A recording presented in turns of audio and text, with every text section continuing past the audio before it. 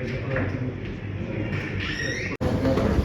sore, semua memang punya akses. Langsung saja Pak Haryanto, Pak Prosedur. Jadi hari ini kita mengundang rekan-rekan semua di konferensi pers berkaitan dengan TPJ Pradi Surabaya. Secara khusus memang kita bentuk tim di Kabupaten Surabaya tanggal 24 Juli.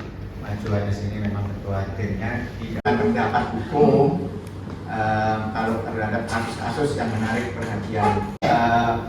Amicus Curiae ini kan adalah sahabat pengadilan. Itu share silakan.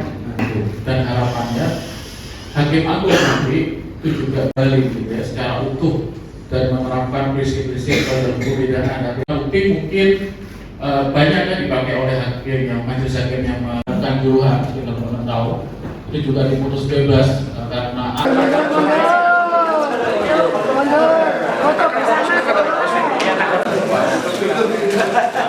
sini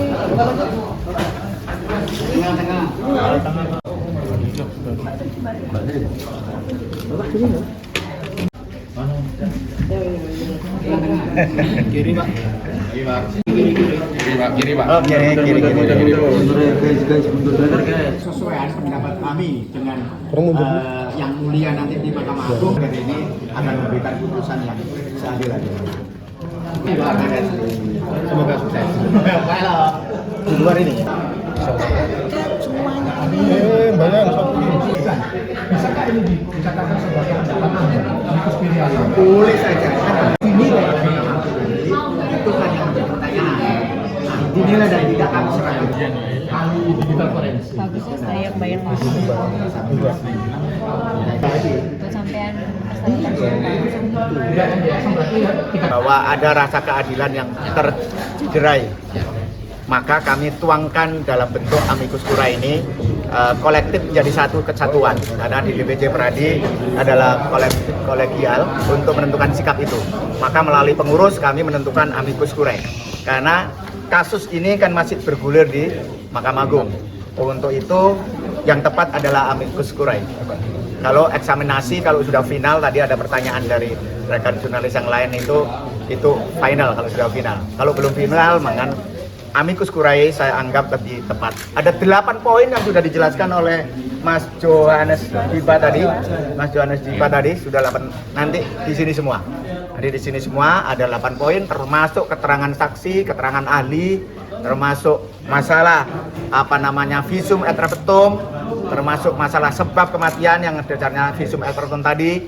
Ini kami sudah jelaskan di dalam Amicus Curiae ini.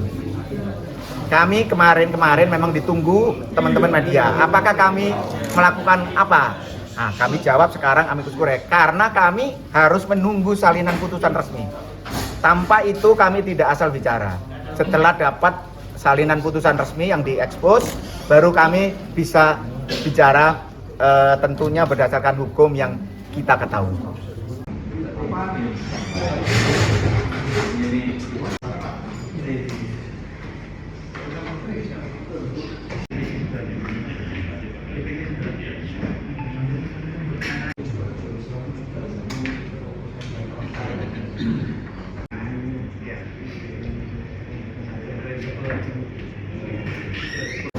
Selamat sore, semua memang punya akses. Langsung saja Pak Haryanto, Pak Prosedur. Jadi hari ini kita mengundang rekan-rekan semua di konferensi pers berkaitan dengan TPJ Pradi Surabaya. Secara khusus memang kita bentuk tim di Kabupaten Surabaya tanggal 24 Juli. Majuan di sini memang ketua timnya tidak mendapat hukum kalau terhadap kasus-kasus yang menarik perhatian. Amicus Curiae ini kan adalah sahabat pengadilan. Itu share silakan. Dan harapannya Hakim Agung nanti itu juga balik gitu ya, secara utuh dan menerapkan prinsip-prinsip dalam pidana. Mungkin banyak yang dipakai oleh hakim yang majelis hakim yang melakukan juruhan, kita belum tahu. Itu juga diputus bebas karena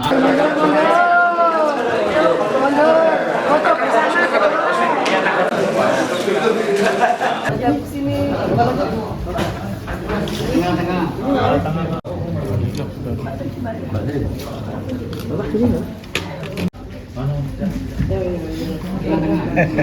pak. Kiri pak. Oh, kiri. Sesuai pendapat kami dengan yang mulia nanti di Mahkamah Agung, dan ini akan memberikan putusan yang seadil-adilnya. Semoga sukses. Kalau Di luar ini. bisakah ini dikatakan sebagai ancaman amikus kuria? Boleh saja. Ini itu kan yang menjadi pertanyaan. Dinilai dan tidak kami serahkan. Kami digital forensik. Bagusnya saya yang bayar mas. Buat sampean Bahwa ada rasa keadilan yang tercederai, maka kami tuangkan dalam bentuk amikus curiae ini kolektif menjadi satu kesatuan, karena di DPC Pradi adalah kolegial untuk menentukan sikap itu. Maka melalui pengurus kami menentukan amikus curiae, karena kasus ini kan masih bergulir di Mahkamah Agung. Untuk itu yang tepat adalah amikus curiae.